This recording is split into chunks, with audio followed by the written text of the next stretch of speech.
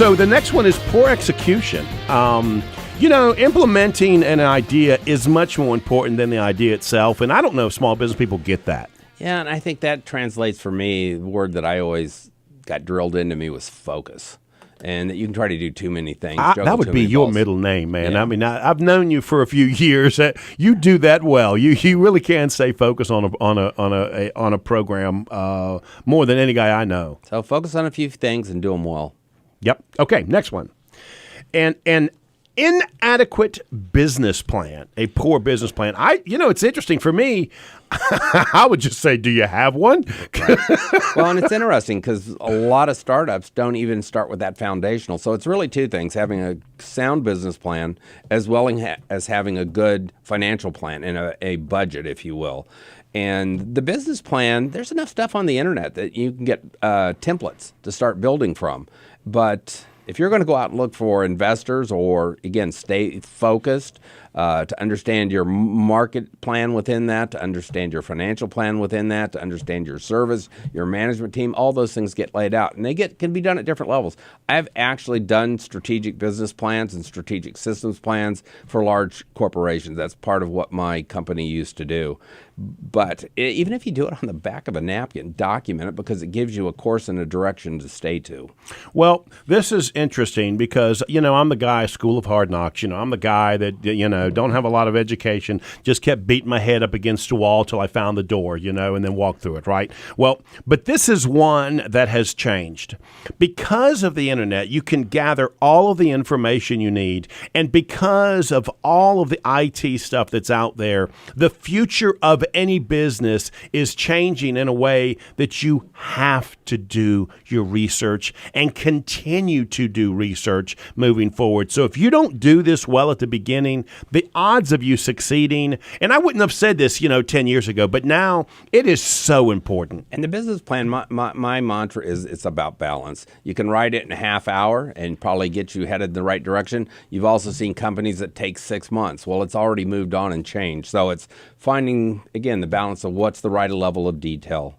See, that's why I love you, because you really do get this. And I tell people this all the time. When it comes to small business, if you take too much time trying to make a decision, the question changed. Sure. Well, and the other document that's really important in conjunction with the business plan, typically, if you're doing LLCs and other things, is your operating agreement. Don't want to forget that. It's a very important document. Absolutely. Okay, here we go. Another one. Failing to change with the times. Well, we kind of touched on that, but if you're not educating yourself and trying to improve yourself, man, you should not be self-employed. Well, hopefully, you get that. As an entrepreneur, you're always being creative, always innovating, always moving. Because if you're standing still, they're moving past you. If you're standing still, they're moving past you. Okay, next one. Ineffective marketing. I mean, I'm going to add to this, which is you have to be measuring that marketing. Because if you're measuring, it's not working and you're going to stop doing it. Only guy that continuing to do something that doesn't win, it's ineffective, is somebody that's not measuring. And marketing takes on many different aspects, whether that's, and you've got to figure out what's going to work in your type of product or service. Is it going to be direct sales? Are you going to use reps, if you will? Are you going to go online? Are you going to be able to advertise? Where are you going to do that? And even the advertising media. I mean, there's Facebook ads now that will target markets.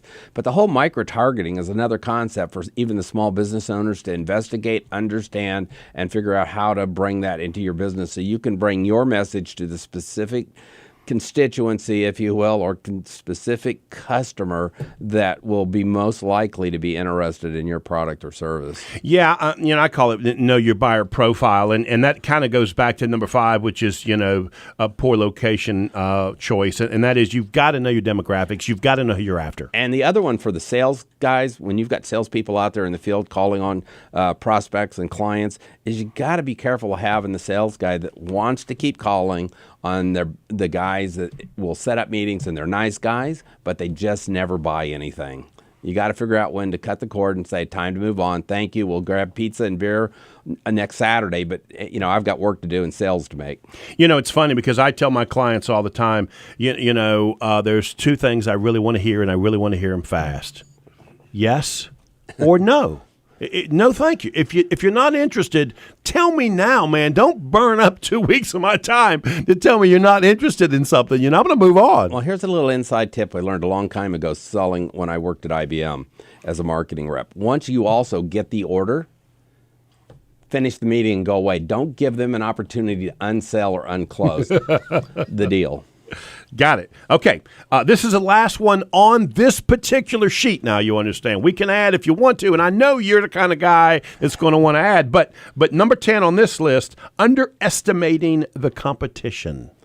Yeah, my dad used to tell me there's nothing better for your business than competition because it keeps you on the toes and makes sure that you're looking at all aspects of your business. And I think with our guest, that'll be another thing to talk about because he's in an industry that actually is very competitive. So it'll be a good thing to address with Jim when he's with us. Absolutely. This article, Top 10 Reasons Why Small Businesses Fail, I pulled it up from allbusiness.com.